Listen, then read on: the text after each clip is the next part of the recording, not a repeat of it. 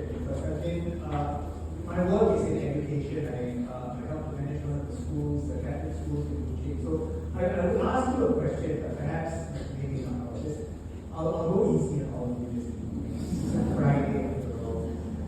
We sing the Gloria every Sunday, and the Gloria points us to the glory of God. But, my dear sisters and brothers, what is the glory of God? Have you seen it? Know it? What exactly is it? How do we know when we sing this glory, when we see something that is the glory of God? How do we recognize the glory of God? And the second thing is, when we do recognize and see the glory of God, what are we going to do? Are we going to run away and hide, or are we going to do something about it?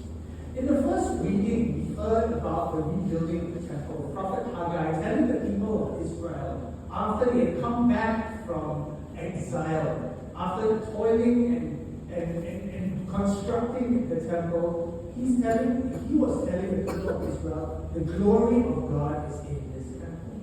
That when the temple is complete, the glory will reside there. And it's true because in there will be the Ark of the Covenant. The true presence of God will reside in that temple. He's inviting all the Israelites to see glory in the work of the people and in their faith as they work towards this. The thing is, they had this physical thing, their physical building to work on and to see. Others saw the star that rose in Bethlehem. Some of the other apostles saw the transfiguration. The people of Israel were present at the Exodus when we saw the Red Sea part, the glory of God in big things. But how about us? I saw a chicken in front of the drop this morning when I went for my morning run. Is that the glory of God? Possibly. We want to be able to see God's glory in our lives, in the reality of our lives, and not say that God's glory is only reserved for special times. God's glory is everywhere. St. Irenaeus said the glory of God is a living man, reminding us that seeing Christ in our lives and each other is what recognizing the glory of God is. We want to be able to be aware of, open to His glory as we continue to journey with each other. And so recognizing, it's not, I'm not going to give you the easy way out, but we just need to be able to be aware that God's glory is there everywhere in the smallest of events in our lives. It does not take a wedding anniversary or anything special to recognize how love and faith and hope is in our lives always.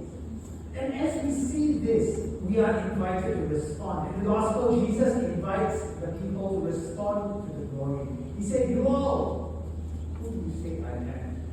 You all have been, the subtext there is, you all have been with me all this while. You all know what I have been teaching. Now, who am I? What do you understand? And so they respond to Him. And it's interesting to note that in English, He said, you who do you say I am? In the Greek, it says it's a second person plural. Okay, this is English teacher. But it's a second person plural. It's saying you all. He's not asking Peter alone. He's asking all the disciples. Just like He's asking all of us. Who do we, as a community, say Jesus is? And we want to be able to respond as a community. Together as sisters and brothers in Christ, to respond to the Lord, to respond to the glory of God that's sitting among us as well. The glory of God is here with us, with our hearts full of faith, coming to receive the Lord in the Eucharist.